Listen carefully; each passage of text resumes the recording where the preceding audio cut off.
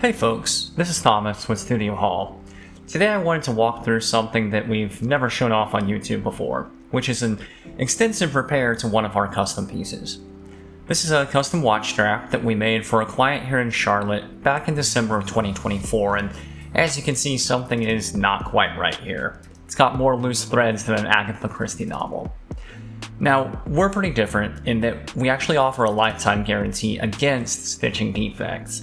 If thread wears through in normal usage or a stitching hole rips at a stress point, we do seriously want customers to mail the piece to us for a free repair, and we'll ship it back. Not only do we care a lot about making long-lasting, repairable custom goods, but we use each and every repair as a learning experience to prevent future issues. So there were a couple of comorbid issues with this strap, and I'm going to talk through them while we do the repair. The strap is made with a cognac Italian veg tan upper and a natural color Zermatt lining from Haas Tannery in France. The seams are saddle stitched with blue linen thread, we'll come back to that, and the edges are painted blue with Uniter's edge paint. Finishing things off are a stainless steel buckle and Apple Watch adapters. The first step before anything else is to use a seam ripper to take out all of this worn thread. We noticed multiple failure points on this strap, and most can be explained by the thread failure. This is issue number 1. So why did the thread do this? Was it heavily used and abused? Probably not. I mentioned that we use linen thread, about 0.4 millimeters thick, when saddle stitching, because for a brief time, we subscribed wholeheartedly to the idea that linen was the softest, most luxurious thread material that we could use for our custom straps, and we went with the most expensive brand available. If you're into leathercraft, you probably know what that is. Unfortunately, we learned after only a few months that while linen might be great for low friction and decorative applications, the constant rubbing of a buckle and wrist means it's basically guaranteed to wear through eventually, at least for our applications. That was an embarrassing discovery here because it meant that we needed to make sure that any customer who designed one of our straps with linen got a free repair before permanent damage was done to the piece, essentially issue a recall. The issue of the linen thread wearing through isn't just an aesthetic problem. The saddle stitching on our watch straps is structural. We use a water-based glue, not contact cement, as much for our health as for environmental reasons, which means that the strap isn't designed to be stitch-free. So here we are, carefully tearing out our stitches in the hopes of reusing the pre-punched stitch holes. There were a few places where the glue had begun to release, again due to the failure of the stitching, but there was something else odd that we noticed, and this is issue number 2. Even where the glue was holding, the layers didn't seem to be well bonded. There was a gummy texture between the pieces. What's more, the surface of the leather before we cleaned it was oily feeling, in a way it should not have been. Hypothesis A is that we did not realize that the leather we worked with had a high wax content, and that waxiness prevented good adhesion.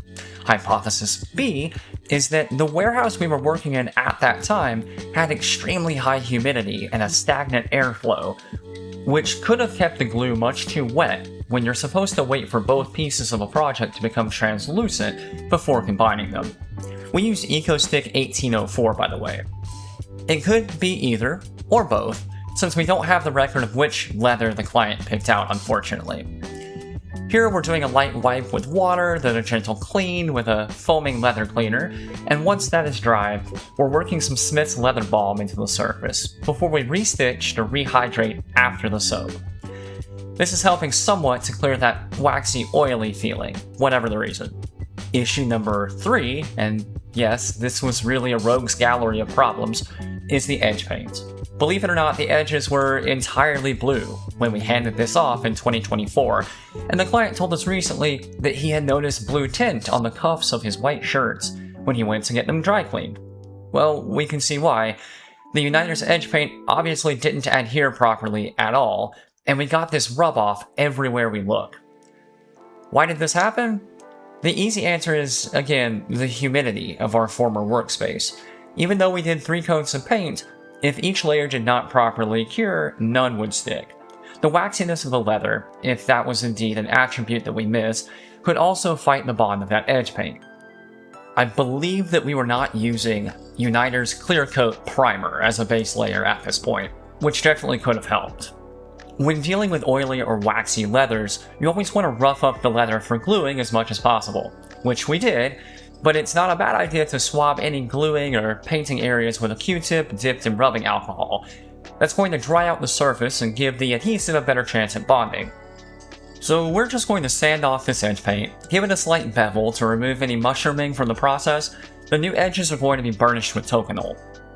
Repairing the separated portions is pretty tricky without peeling the whole strap apart, but we're essentially holding open the side of the strap and applying a thin layer of EcoStick 1804 to both sides, then waiting until it's more or less dry to the touch before mashing the layers back together.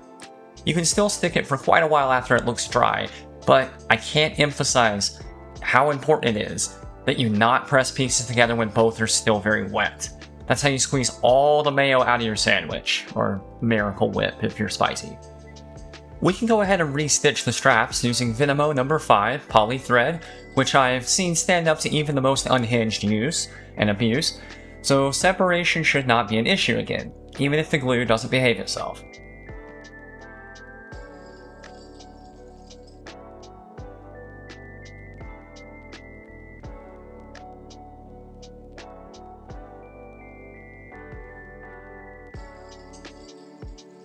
I know it seems like a lot of work to salvage this strap, but in reality it comes down to a little over an hour of repairs versus 3 to 5 hours to make a new strap from scratch. The whole idea is for our products to be widely repairable, like a good pair of shoes, and that's what I hope we've shown off today.